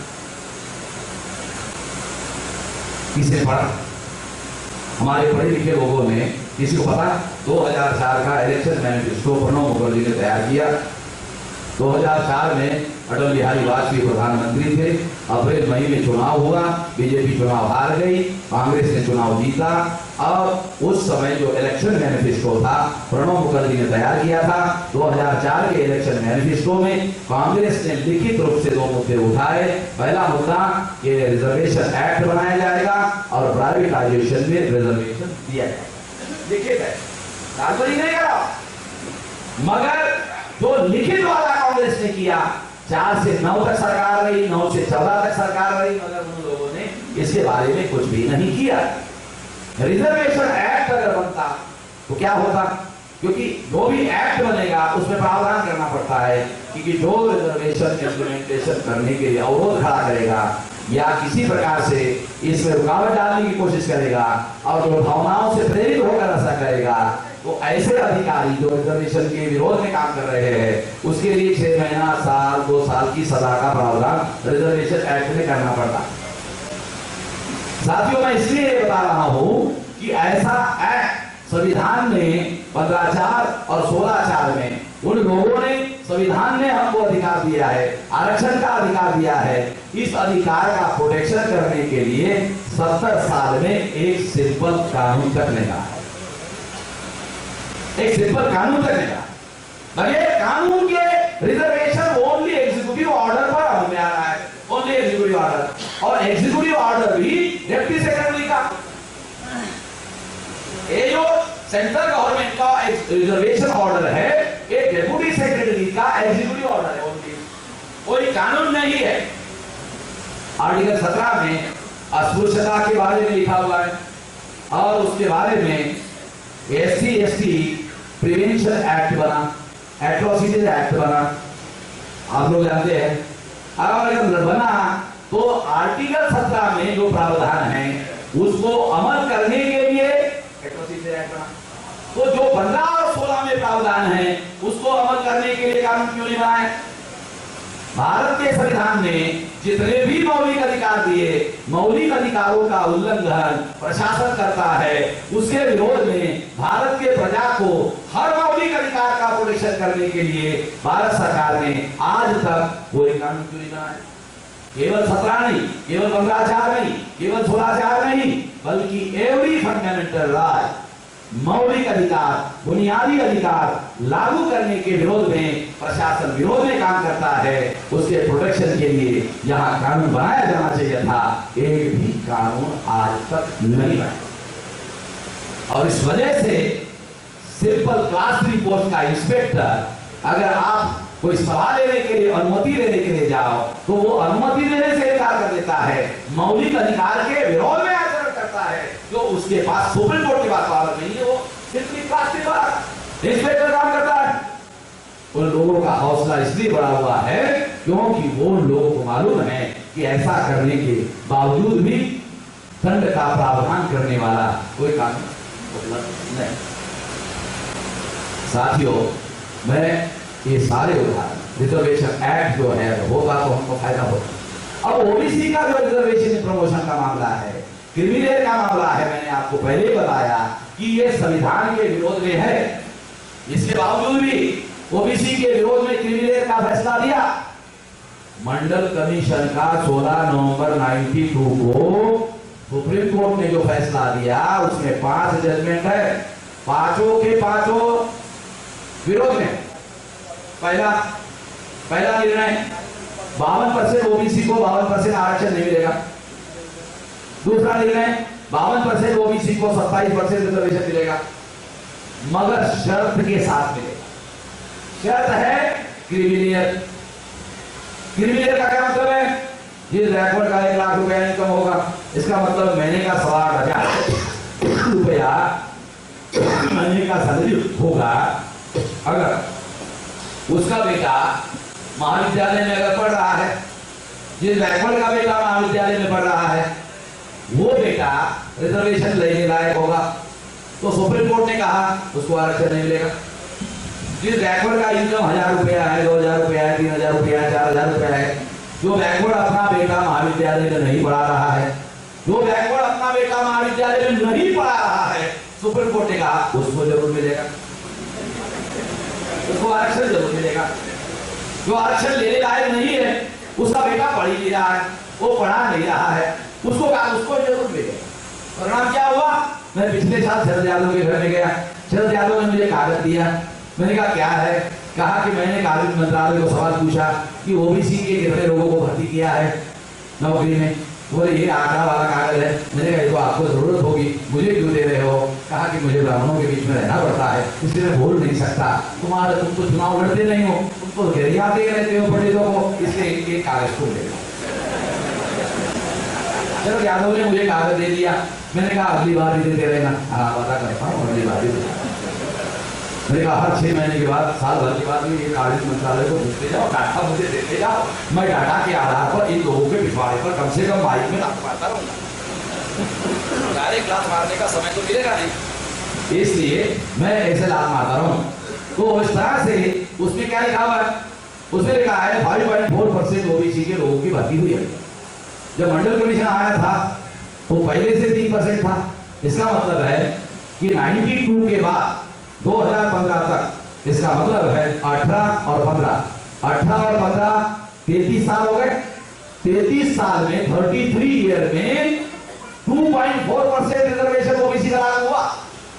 अगर 33 ईयर में अगर 2.4% रिजर्वेशन लागू हुआ ओबीसी का, तो 300 साल के बाद भी 27% लागू नहीं होगा।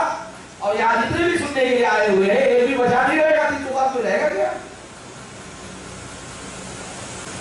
किसी को पता नहीं कि ये जो ओबीसी का रिजर्वेशन लागू क्यों नहीं हो रहा है? Due to criminal. जो रिजर्वेशन लेने लायक है, सुप्रीम कोर्ट ने कहा उसको नहीं मिलेगा। जो रिजर्वेशन लेने लायक नहीं है, उसको कहा उसको जरूर मिलेगा। इस वजह से ओबीसी को फायदा नहीं हो रहा है। ये निर्णय दूसरा भी ओबीसी के विरोध में है। तीसरा, रिजर्वेशन प्रमोशन ओबीसी को नहीं होगा। ये तीसरा निर्णय भी ओबीसी के विरोध में।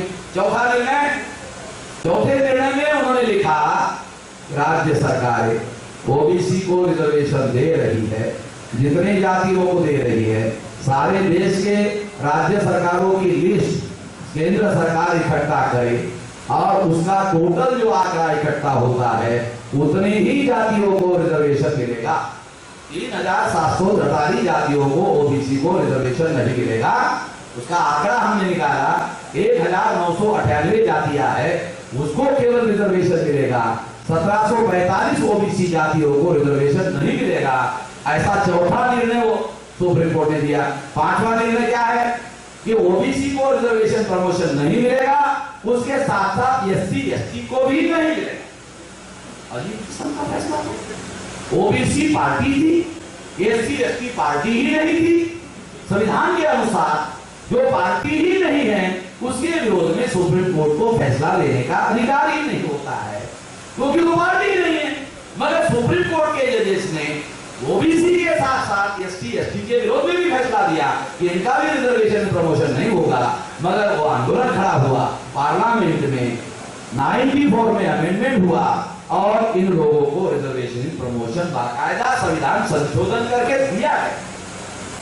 रिकॉर्डेड वाले बोल रहा हूं, मुझे कोई कागज देखने की जरूरत नहीं, मैं लड़ाई लड़ रहा हूं तो मुझे इधर ये था कागज देखने की जरूरत नहीं है, सारी लड़ाई डे टू डे लड़ रहा हूं मैं। तो जब डे टू डे लड़ रहा है तो सारे के सारे तो मेरे दिमाग में बैठे हुए आगे कौन सी तारीख को कौन से क्या है। तो ये जो सारी स्थिति मैंने आपको बताई, ये सारे के सारे निर्णय ओबीसी के विरोध में। किसी नेता को ओबीसी को पता नहीं सारे निर्णय रिजर्वेशन ओबीसी के विरोध में, किसी को पता नहीं। किसी ने 700 पेज का मंडल कमीशन का जजमेंट पढ़ाई, पढ़ना चाहिए, अभ्यास करना चाहिए। मैं ये इसलिए बता रहा हूं कि क्रीमी लेयर ओबीसी के विरोध में षड्यंत्र है। फिर रिजर्वेशन प्रमोशन के रेफरेंस में आखिरी बात कहकर क्या करना चाहिए 2 मिनट में कहकर समाप्त करें। साथियों, एससी एसटी के जो लोग हैं उनको ये बात समझ में ही नहीं आती कि ब्राह्मणों ने प्लान बनाकर ओबीसी को रिजर्वेशन प्रमोशन से रोका। प्लान क्या है? जैसे फॉर एग्जांपल, अगर एससी एसटी ओबीसी को रिजर्वेशन दे दिया जाए और एससी एसटी ओबीसी को रिजर्वेशन प्रमोशन भी कर दिया जाए तो ऑफिस में क्या होगा? ऑफिस में 2 फ्रंट होंगे, एक रिजर्वेशन फ्रंट और एक anti reservation front. Reservation front में 85% लोग होंगे और एंटी रिजर्वेशन फ्रंट में 15% लोग होंगे। अगर हर ऑफिस में 15% का फार्मूला अगर वहां हो गया, ऑफिस में हो गया, तो प्रशासन ब्राह्मणों को चलाना मुश्किल हो गया। इसलिए सुप्रीम कोर्ट ने जुडिशियल फैसला देने के बजाय पॉलिटिकल फैसला दिया कि एससी एसटी के विरोध में अगर रिजर्वेशन प्रमोशन का फैसला देते हैं तो ये तो हंगामा करेंगे और अमेंडमेंट होगा, इनको मिल जाएगा। इनको मिलने से ओबीसी को रिजर्वेशन प्रमोशन नहीं मिलेगा तो ऑफिस में जो रिजर्वेशन फ्रंट बनेगा उसमें 85% लोग होंगे और जब रिजर्वेशन प्रमोशन का मामला आएगा ओबीसी मिश्रा के साथ चला जाएगा, ओबीसी तिवारी के साथ चला जाएगा, ओबीसी पांडे के साथ जाएगा, ओबीसी त्रिवेदी के साथ जाएगा, ओबीसी चतुर्वेदी के साथ जाएगा। एक वेद भी नहीं पढ़ा तो त्रिवेदी चतुर्वेदी द्विवेदी है, अब क्या किया जाए, उसके साथ जाएगा और ब्राह्मण लोग भी उसको ले आ जाएगा लेगा।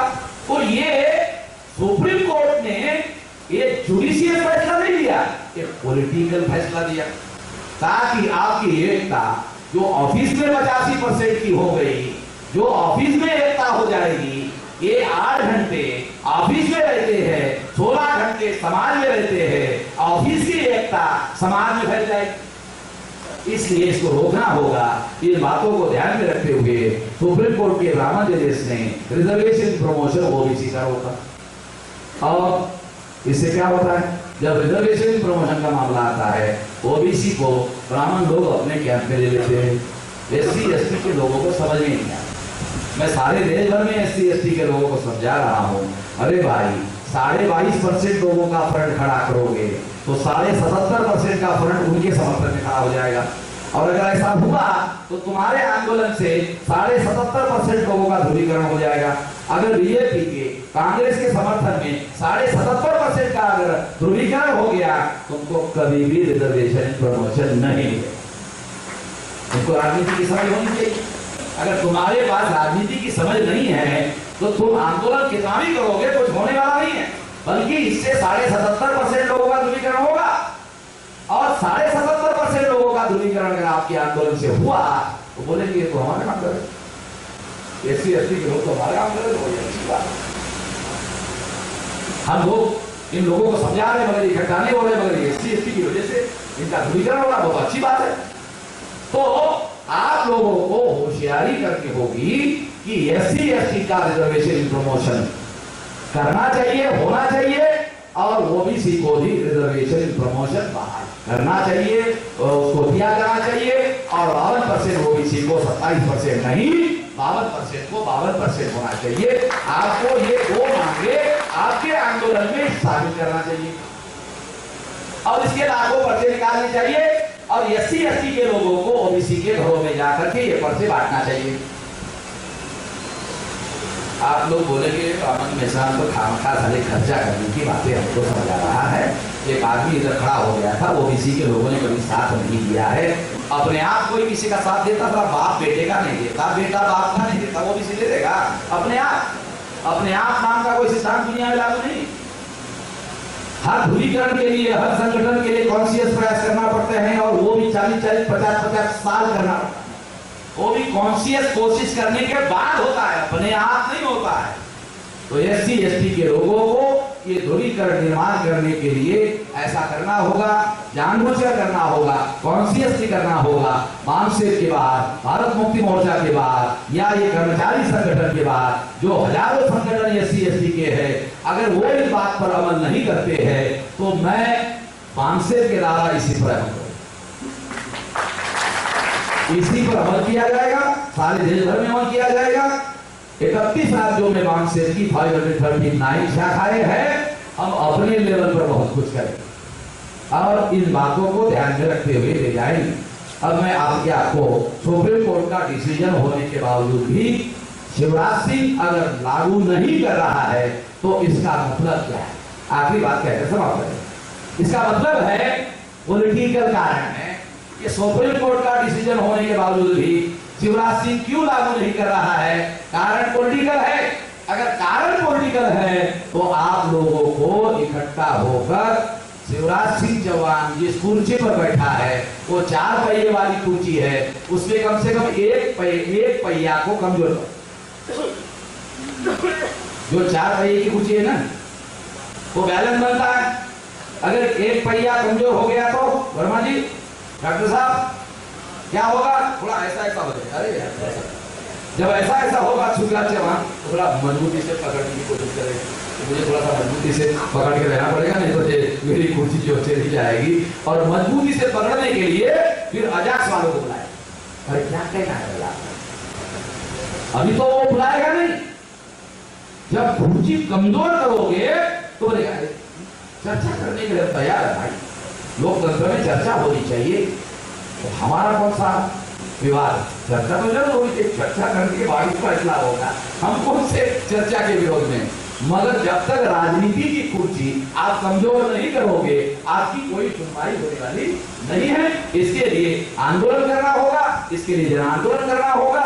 और आंदोलन करने के लिए अनुरोध और करूंगा कि अनुकूल माहौल बन रहा है। मैं आपको एक प्रस्ताव देता हूं पब्लिक में। प्रस्ताव क्या है? प्रस्ताव वो सिंपल ये है कि आरक्षण संवैधानिक अधिकार है। तो हमारे हजारों संगठन है SC ST के, OBC के हजारों संगठन केवल आरक्षण का बचाव करने के लिए इकट्ठा हो जाए, डिफरेंस ऑफ ओपिनियन बरकरार रखे, मगर आरक्षण बचाने के लिए सभी संगठन इकट्ठा हो जाए। आपका डिफरेंस ऑफ ओपिनियन बरकरार रखो, मगर आरक्षण जो संवैधानिक अधिकार है, जैसे मुस्लिम लोग, मुस्लिम पर्सनल वोट, मुसलमानों का जो पर्सनल लॉ है उसको बचाने के लिए 93 के है, वो सारे संगठन मुस्लिम पर्सनल वोट में इकट्ठा है और इकट्ठा होकर वो सरकार के विरोध में अपना आंदोलन चलाते रहते हैं। आरक्षण के विरोध में आपका शत्रु काम कर रहा है, तो हम सब आरक्षण देने वाले लोग, चाहे हमारे हजारों संगठन हो, सारे के सारे इकट्ठा होना चाहिए आरक्षण का बचाव करने के लिए। अगर हम आरक्षण का बचाव करने के लिए भी इकट्ठा नहीं होते हैं तो हमारे जैसे नालायक लोग कोई है? हमारे जैसे कोई नालायक है धरती पर? हमारे जैसे कोई नारायण नहीं होंगे। इसलिए सभी लोग, सभी संगठनों के लोग इकट्ठा होना चाहिए। इसके लिए मेरी, क्योंकि मैं राष्ट्रीय स्तर का संगठन चला रहा हूं, आप लोगों को मेरी क्या मदद चाहिए? Free of cost. इसके लिए आपको जो मदद चाहिए वो मदद देने के लिए ये आंदोलन करने के लिए वाम से भारत मुक्ति मोर्चा, विद्यार्थी मोर्चा, जितने भी हमारे संगठन हैं, आपको सारे लोगों को सपोर्ट दिया जाएगा। आप अगर ऐसा करते हो हमारा सारा सपोर्ट है, नहीं करते हो तो हम करेंगे। आप नहीं करते हो तो हम करेंगे, राष्ट्रीय स्तर पर हम करिए, हम अपने लेवल पर करेंगे। मगर संवैधानिक अधिकार के बारे में अगर कोई विवाद नहीं है तो सारे लोग इकट्ठा होकर संवैधानिक आरक्षण बचाने के लिए इकट्ठा हो जाए। अगर सारे संगठन इकट्ठा हो जाते हैं तो 72 घंटे में आपकी समस्या का समाधान लिखवा देता हूं 72 घंटे में। क्योंकि जब सारे संगठन इकट्ठा हो जाएंगे तो 85% के होंगे, 85% के लोग सड़क पर आ गए, सरकार चलेगी नहीं, सरकार बिल्कुल भी चलेगी नहीं। जब सरकार चलेगी नहीं तो सरकार को तो सरकार चलाना है ना, तो आपको वार्ता के लिए बुलाएंगे, आपकी समस्या का समाधान करेंगे। दोबारा भविष्य में आरक्षण के बारे में कोई संकट खड़ा ना हो, ये संगठन बरकरार रखो, ताकि कभी भी कोई मामला आता है तो ये संगठन के प्रतिनिधि मामले को हल करते रहे।